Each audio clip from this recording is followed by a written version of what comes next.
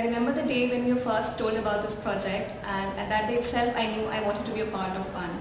You witness so many working poor in and around yourself, but how many times have we actually stopped and spared a thought about them?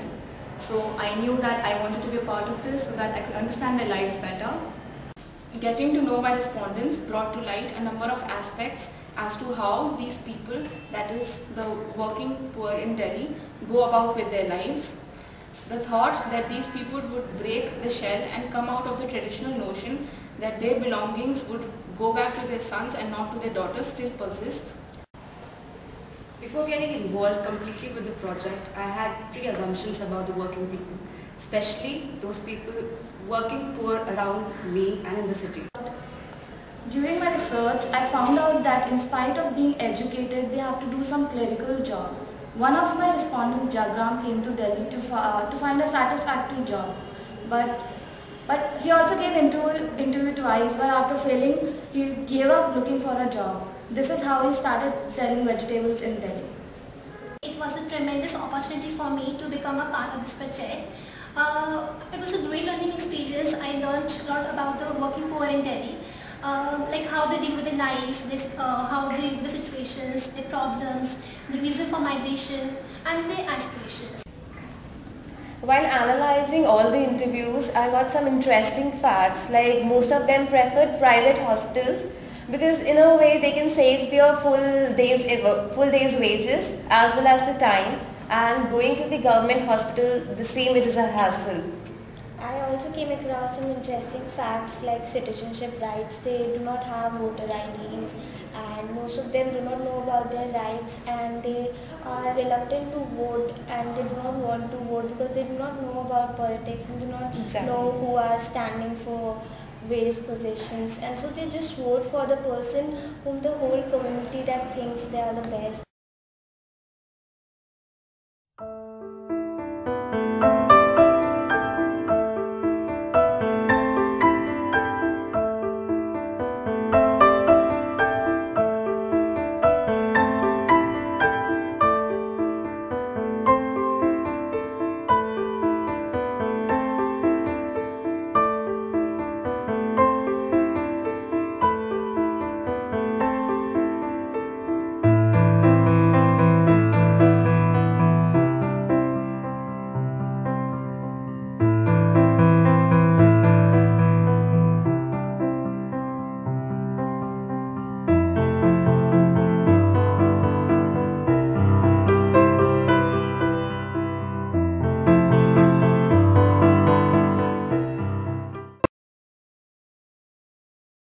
My respondent, Fazia, who sells bangles at Jama Masjid, spent her life facing all odds, educating her daughters, and still waits for the day her sons would come back and take her with them. She saves a large part of her minuscule earnings just so that she could give back something to her sons and not to her daughters, even if despite the fact that her daughters are the ones who look after her in her old age. The first interview that I took was of Maya, who is a domestic helper in Gurgaon. She earns rupees 3,000 per month and is from Jamagadi, Assam, that is in the northeast. So she has faced a lot of problems in her life. She's worked as at a construction site for a mere rupees 35 per day. That is pretty less. And she had one daughter and she has one son. Her daughter committed suicide under unknown circumstances. Since in the northeast flood situation happens quite frequently, life comes to a standstill for as long as 6 months, and she cannot even communicate with her family there. Like, when I personally interviewed them, I got to know that they too have dreams and aspirations, and we have. They too want to send their kids to good school, give them good education. They want to own a house. They want to own the gadgets which we as kids and youngsters want to have it right now.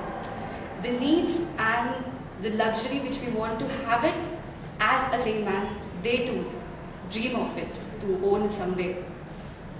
So after interviewing all of them, I realized that they have the dreams, the desires as any layman would have in a normal life. My best experience about my fieldwork was when I interviewed Islam Aratika. I was initially hesitant to approach him, but I did. And he very sweetly said that he is not free that day, but would come the next day early.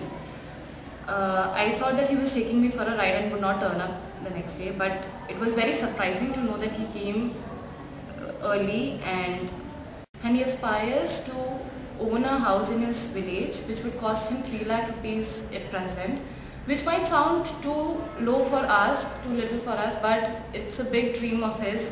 And he, out of his income of 3,500, he saves some amount to own a house in his village.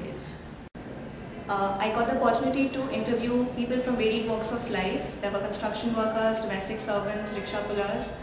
One thing that I realized was that each of their lives was different and yet the same. Different in the sense they live, they eat, they dress. There are some who they stick to their original dal, roti, chawal, while there are others who prefer to eat pasta, macaroni or even Maggi. But they were also same in the sense of what they aspire for, better and respectable jobs for themselves, to build good houses for their family, to educate their children.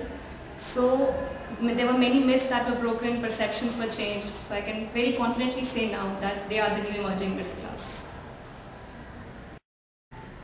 My best experience was while interviewing Jago Paswan, Sodawala and Rohini. In the starting of the interview, this fellow told me that he's never been to school. So I thought that he must not be having any sort of knowledge. But then as the interview went on, so I realized that he has ample amount of knowledge. He told me a lot about Bihar, the government over there, the schools over there, and I was really astonished to hear that. Then I asked him, how do you know so much? So he told me that ये सब संगत का असर है. संगत से गुण आते हैं, संगत से गुण जाते हैं. Then he told me that when he was 12 years old, he started working as a helper in a very well-educated family. So over there he learned how to read a newspaper. And after that he pointed towards a 6-year-old boy and he said that ये लड़का daily मुझसे 15 गुटके खरीद कर खाता है. ये इसकी संगति का असर है. One of my respondents' life, Radha Rajat, she's a domestic servant. She's a very lively woman, and but one of the major aspirations that she has in her life is that she wants to send her daughters to school. But her husband doesn't allow that because he wants that they should work and help them in earning a living. I interviewed 6 people. One of my respondents was Pooja. She belongs to a village in West Bengal. She had a love marriage. When she was of marriageable age, a guy had come to visit her and liked her and wanted to get married to her. But she did not like the guy, so she ran from her home. At the railway station, she met a guy. The guy advised her to go back home, but she didn't. She liked the guy and fell in love with her, and so did the guy. So they happily got married. Real life heroes. Stimulating. Enlightening. A big revelation. An eye-opener. Ground reality. Challenging. Fascinating. Exciting. Learning. Inspiring. Creative.